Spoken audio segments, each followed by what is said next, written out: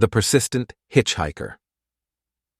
On his way in his automobile from Mayagüez, Puerto Rico, to his home in Arecibo, late in the evening of November 20th, 1982, Haiz Rassen, an Arab merchant living on the island, passed by a place called La Catena. An almost bald man was hitchhiking on the side of the road. Haiz Rassen took one look at him. The man must have been 35 years old, wearing a gray shirt and brown jeans, and walked past.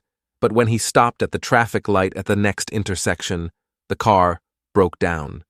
As Haiz tried hard to put it back together, he did not notice the hitchhiker open the door and get in.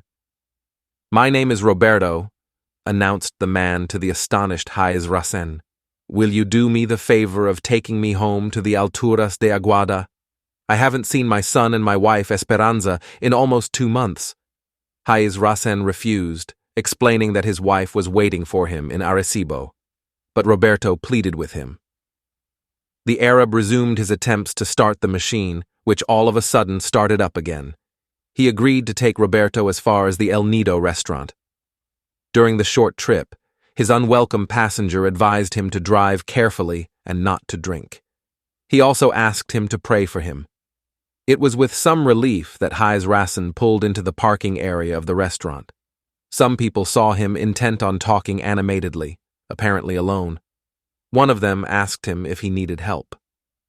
"No," replied Haiz Rassen, "but this gentleman wants me to take him to his house."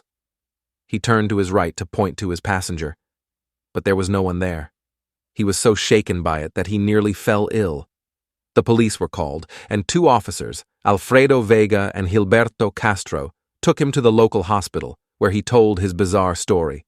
Skeptical but still intrigued, the agents went to the residential area of the Alturas de Aguada and knocked on the door corresponding to the address Roberto had given the Arab. A woman with a small child in her arms went to open it. To the policeman's questions, she answered that her name was Esperanza. She was the widow of Roberto Valentin Carbo.